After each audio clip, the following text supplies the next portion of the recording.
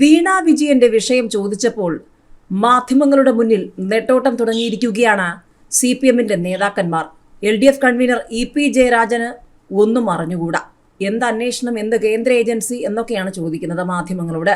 AK ബാലൻ സഖാവിന് ചിരി മാത്രം.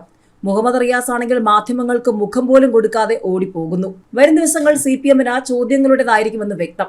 ഏതായാലും അന്ന് പ്രതിരോധം തീർത്തത് CPM സംസ്ഥാന സെക്രട്ടേറിയറ്റ് ആണെങ്കിൽ ഇപ്പോൾ എന്താണ് പറയാനുള്ളതെന്ന് മാത്യു കുഴൽനാടൻ ചോദിക്കുമ്പോൾ ചോദ്യങ്ങൾ നിരവധിയാണ്.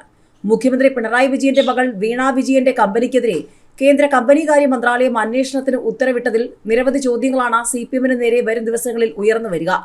എക്സാലോജിക്കിന്റെ പ്രവർത്തനം ദുരൂഹമാണെന്ന് നേരത്തെ പറഞ്ഞിരുന്നുവെന്ന് മാത്യു കുഴൽനാടൻ ഒരിക്കൽ കൂടി വ്യക്തമാക്കിയിരിക്കുകയാണ്. അന്ന് പ്രതിരോധം തീർത്തത് CPM സംസ്ഥാന സെക്രട്ടേറിയറ്റ് ആണ്. രണ്ട് കമ്പനികൾ തമ്മിലുള്ള സുതാര്യമായ ഇടപാടാണെന്ന് ന്യായീകരിച്ച CPM സംസ്ഥാന സെക്രട്ടേറിയറ്റിന്റെ പ്രതികരണം ഈ ഘട്ടത്തിൽ എന്താണെന്നറിയാൻ താല്പര്യമുണ്ടെന്ന് മാത്യു കുഴൽനാടൻ അടക്കം ചോദിച്ചു തുടങ്ങിയിരിക്കുന്നു. യൂത്ത് കോൺഗ്രസ് സംസ്ഥാന അധ്യക്ഷന്റെ അറസ്റ്റിൽ അസ്വാഭാവികമായി ഒന്നുമില്ലെന്നാണ് മന്ത്രി PA മുഹമ്മദ് റിയാസ് പ്രതികരിച്ചത്.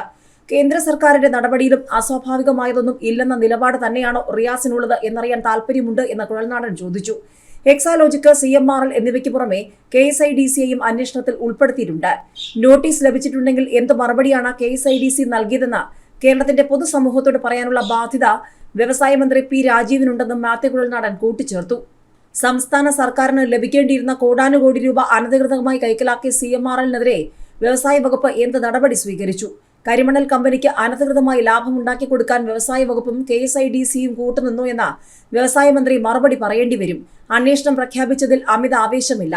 സംസ്ഥാന സർക്കാരിനെതിരെ വിശ്വസിക്കാവുന്ന ഒരുപാട് തെളിവുകൾ പുറത്തു വന്നിട്ടും കേന്ദ്ര സർക്കാർ അധികാരം യഥാർത്ഥത്തിൽ പ്രയോഗിക്കാനോ യഥാർത്ഥ വസ്തുതകൾ പുറത്തുവരുന്ന അന്വേഷണം നടത്താനോ തയ്യാറായിട്ടില്ല എന്നതാണ് തന്റെ പക്ഷമെന്നും കുഴൽനാടൻ പറഞ്ഞു.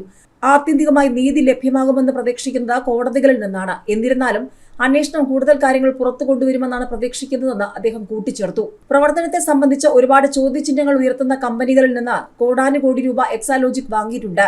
എക്സാലോജിക് നൽകിയ കണക്ക് അവർ നഷ്ടത്തിലാണ് എന്നാണ്. ഒടുവിൽ അവർ പ്രവർത്തനം അവസാനിപ്പിച്ചു എന്ന് പറയുമ്പോൾ ഒരുപാട് കാര്യങ്ങൾ പുറത്തു വരാനുണ്ട്.